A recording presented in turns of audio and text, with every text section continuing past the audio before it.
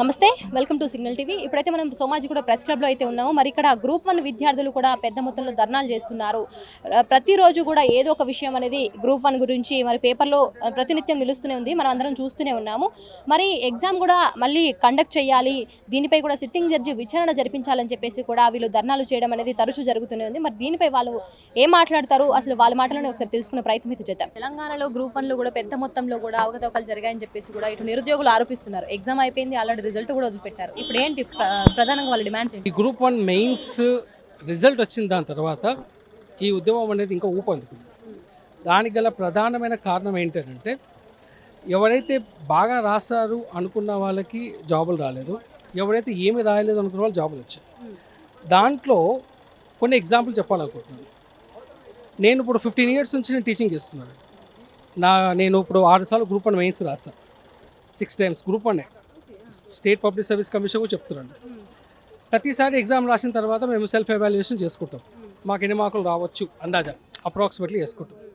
ఒక అప్రాక్సిమేట్లీ చేసుకున్నప్పుడు మా కట్ ఆఫ్ ఎంత ఉంటుంది, ఎంతవరకు మేము రాగలుగుతాం అనే ఒక అంచనా వేసుకుంటాం. సరే ఈసారి రాలేదులేండి అని వదిలిపెడేస్తాం.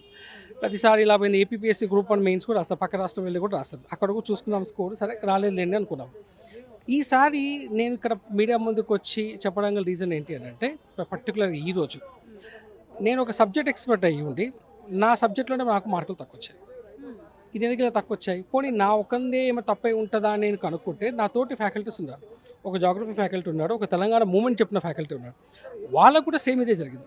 బీయింగ్ అన్ ఎక్స్పర్ట్, ఒక సబ్జెక్ట్ ఎక్స్పర్ట్ అయిన ఫ్యాకల్టీస్కి ఆ డౌట్కి మాకు ఎగ్జాంపుల్స్ ఏంటంటే మేమంతా ఒక ఎగ్జాంపుల్స్. ఇప్పుడు నా పేపర్ మళ్ళీ తీసి ఎవాల్యుయేషన్ చేసినా నాకు వచ్చిన మార్కుల కంటే ఇంకెక్కువ మార్కులు వస్తాయి, నా ఎక్స్పెక్టేషన్స్ ఉన్నాయి.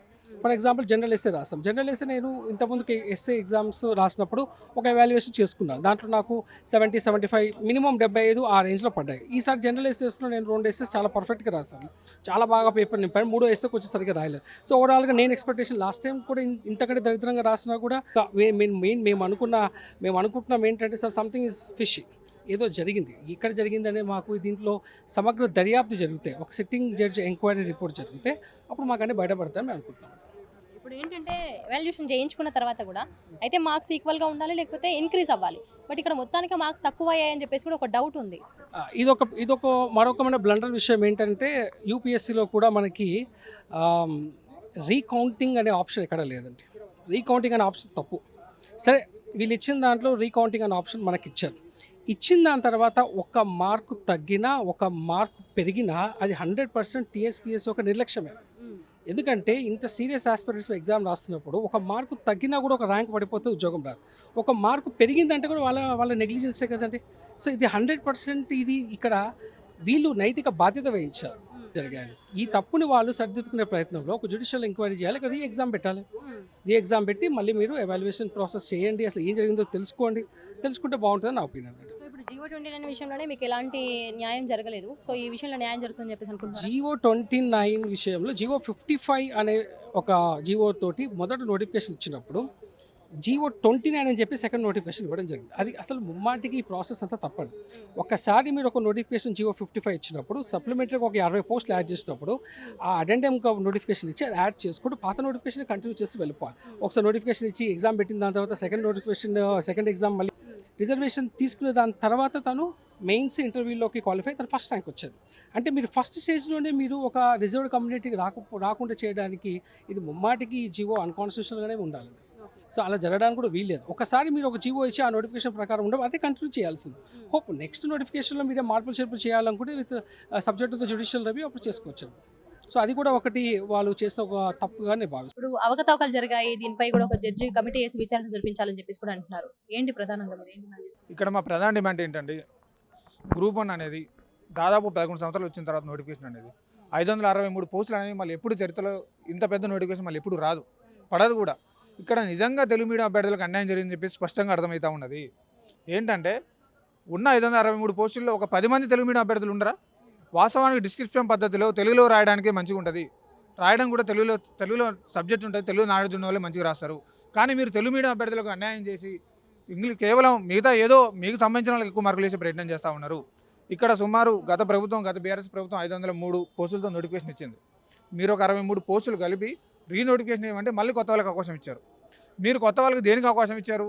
పోస్టులు అమ్ముకోనికి మీకు మీరు చేసుకోవడానికి 63 పోస్టులు అవకాశం ఇచ్చి కొత్త వాళ్ళకి అవకాశం ఇచ్చినట్టు చేసి మీకు నచ్చిన వాళ్ళకి పోస్టులు తీసుకునే ప్రయత్నం చేస్తూ ఉన్నారు. ఒకే ఎగ్జామ్ సెంటర్ నుంచి 70 మంది ఎట్లా సెలెక్ట్ అవుతారు? ఎట్లా సాధ్యం ఇది? సుమారు 20,000 మంది అభ్యర్థులు రాస్తారు తెలంగాణ వ్యాప్తంగా కూడా. ఒకే ఎగ్జామ్ సెంటర్ నుంచి 70 మంది నిరుద్యోగులు ఎట్లా సెలెక్ట్ అవుతారు? అలాగే ప్యారలల్గా పక్కన హాల్ టికెట్ నెంబరు, సపోజ్ నా హాల్ టికెట్ నెంబర్ 135, 136, 137 అట్లున్న వాళ్ళకి సేమ్ మార్కులు 428, 429, 430 ఎట్లా వస్తాయి? ఇదామండి ఎస్ఎస్సీ పేపరా ఇంటర్ పేపర్ అండి? నాకు అర్థం కాదు.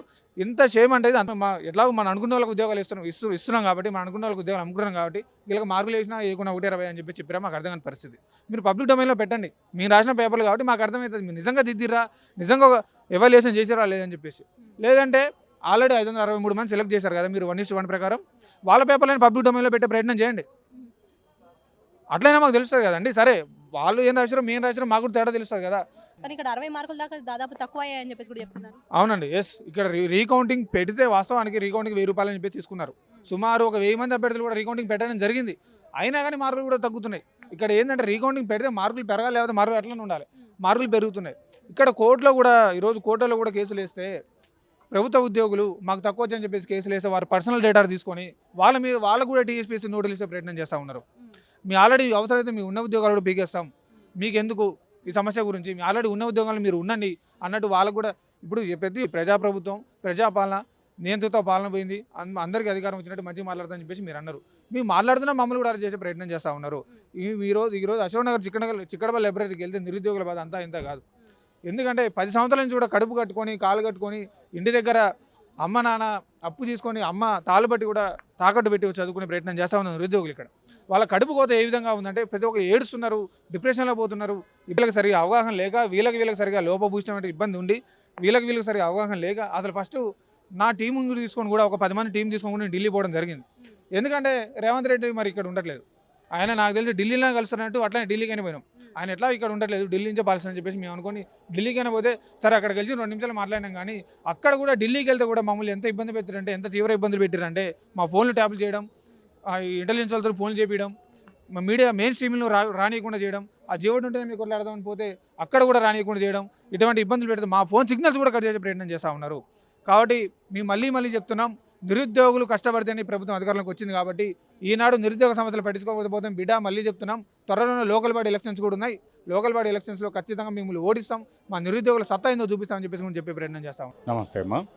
ఇది మనకున్న రాజ్యాంగబద్ధంగా ఎలక్ట్ అయిన కాన్స్టిట్యున్సీస్లో కూడా majority of the people 65 to 70% community BC SC ఎస్టీలు ఉన్నప్పుడు రూలింగ్ మాత్రం గత 75 సంవత్సరాలుగా 5%, 6%, 10% ఉన్న కమ్యూనిటీ ఏళ్తడం జరుగుతుంది. 75 years ఆఫ్ ఇండిపెండెంట్ కంట్రీలో 75 years ఆఫ్ ఇండిపెండెంట్ కంట్రీలో even today literacy rate 74%. 75 years ఇండిపెండెన్సీలో 74% literacy rate, అంటే చదువుకున్న వాళ్ళ అక్షరాస్యత సంఖ్య 74%. నా బాధ ఏంటంటే ఈ 75 సంవత్సరాల్లో ఇంకా 26% ఇలిటరేట్.